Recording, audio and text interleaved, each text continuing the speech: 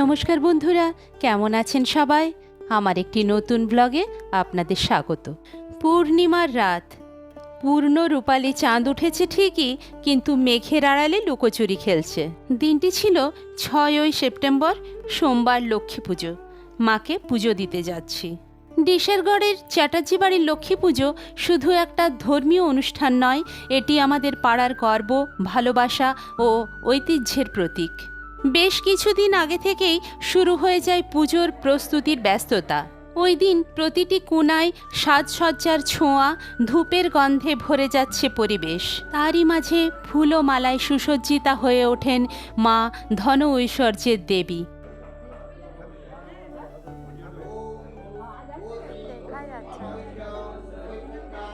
পুজোর মূল মুহূর্তে পরিবারের প্রতিটি সদস্য একত্রিত হন।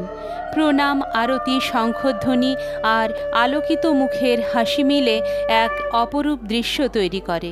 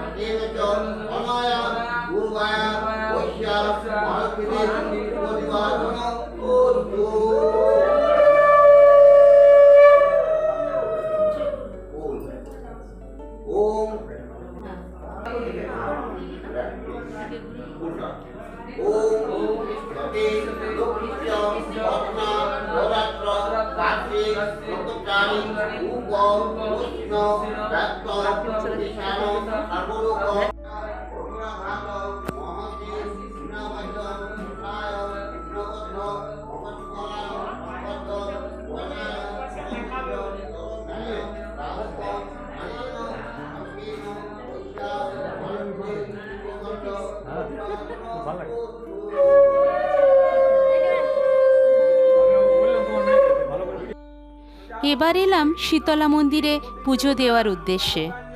কয়েকদিন আগেই এখানে সগৌরবে সম্পন্ন হয়েছে দুর্গাপুজো। পুরনো দিনগুলোর স্মৃতি, পুজোর ঘণ্টাধ্বনি, ধূপের গন্ধ আর দেবীর আশীর্বাদে ভরে থাকে এই স্থান। শীতলা মন্দির শুধু একটি মন্দিরই নয়, এটি আমাদের শিকড়, আমাদের আস্থা ও সংস্কৃতির প্রতীক।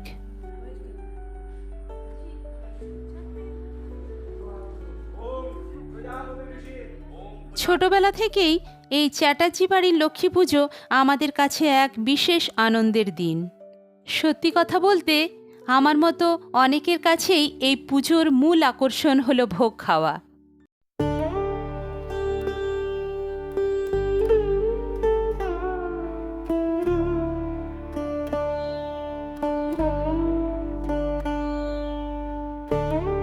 ভোগের তালিকায় ছিল সুগন্ধি খিচুড়ি, সবজি, চাটনি, গরম গরম বেগুনি, পায়েস, বোঁদে ও পাঁপড়। সবাই মিলে একসাথে বসে সেই ভোগ খাওয়ার আনন্দ আজও একই রকম থেকে গেছে, পরিপূর্ণ ভালোবাসায় ভরা। শেষে আবার একবার মায়ের দর্শন করে মাকে প্রণাম জানিয়ে বাড়ি ফেরা। তো বন্ধুরা, আজ এই পর্যন্তই। দেখা হচ্ছে পরবর্তী ভিডিওতে। ততক্ষণ পর্যন্ত ভালো থাকবেন সবাই।